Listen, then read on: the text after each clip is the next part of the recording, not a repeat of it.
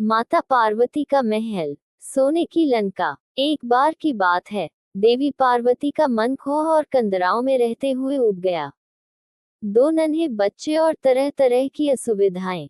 उन्होंने भगवान शंकर से अपना कष्ट बताया और अनुरोध किया कि अन्य देवताओं की तरह अपने लिए भी एक छोटा सा महल बनवा लेना चाहिए। शंकर जी को उनकी बात जम गई। ब्रह्मांड के सबसे योग्य वास्तुकार विश्वकर्मा महाराज को बुलाया गया।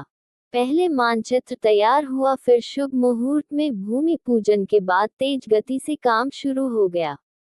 महल आखिर शंकर पार्वती का था, कोई मामूली तो होना नहीं था।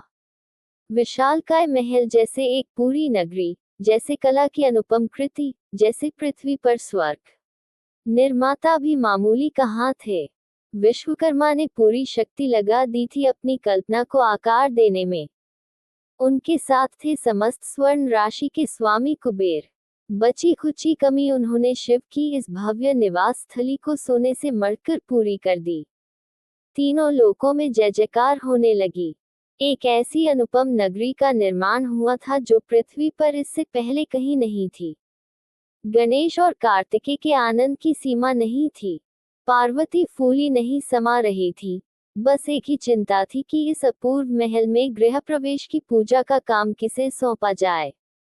वह ब्राह्मण भी तो उसी स्तर का होना चाहिए जिस स्तर का महल है। उन्होंने भगवान शंकर से राय ली। बहुत सोच विचार कर भगवान शंकर ने एक नाम सुझाया, महर्षि विश्रवा। समस्त विश्व में ज्ञान, बुद्धि, विवेक और अध्ययन से जिसने तहलका मचाया हुआ था, जो तीनों लोकों में आने जाने की शक्ति रखते थे, जिसने निरंतर तपस्या से अनेक देवताओं को प्रसन्न कर लिया और जिसकी कीर्ति दसों दिशाओं में स्वस्ति फैला रही थी, ऐसे मुनि विश्रवा गृह प्रवेश की पूजा के लिए श्रीलंका से कैलाश पर्वत पर बने इस महल में आमंत्रित किया गया। मुनि ने आना सहर्ष स्वीकार किया और सही समय पर सभी कल्याणकारी शुभ शकुनों और शुभंकर वस्तुओं के साथ वह गृह प्रवेश के हवन के लिए उपस्थित हुआ। गृह प्रवेश की पूजा अलौकिक थी। तीनों लोकों के श्रेष्ठ स्त्री पुरुष अपने सर्वश्रेष्ठ वैभव के साथ उपस्थित थे।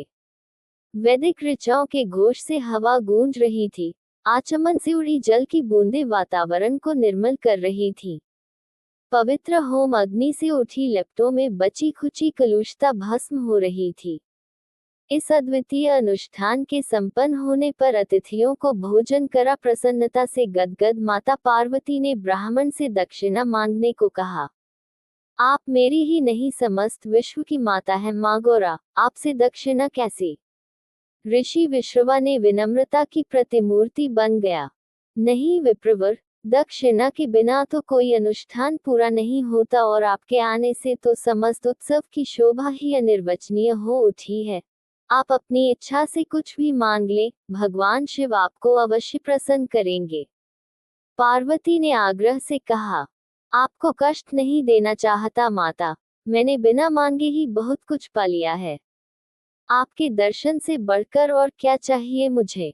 विश्रवा ने और भी विनम्रता से कहा, यह आपका बड़प्पन है, लेकिन अनुष्ठान की पूर्ति के लिए दक्षिणा आवश्यक है। आप इच्छानुसार जो भी चाहे मांग ले, हम आपका पूरा मान रखेंगे। पार्वती ने पुनः अनुरोध किया। संकोच होता है देवी, विश्रवा ने आंखें झुकाकर कहा। संकोच छोड़कर यज्ञ की पूर्ति के विषय में सोचे विप्रवर। पार्वती ने नीति को याद दिलाया।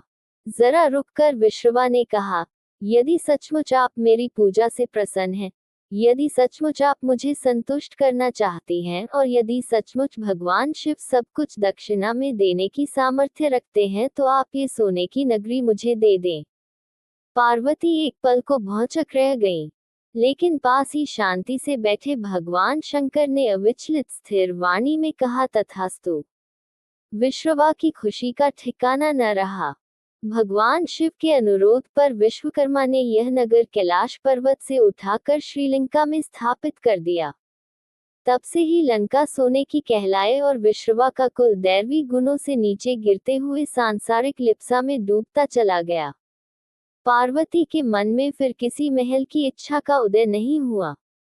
इस दान से इतना पुण्य एकत्रित हुआ कि उन्हें और उनकी संतान को गुफा कंदराओं में कभी कोई कष्ट नहीं हुआ।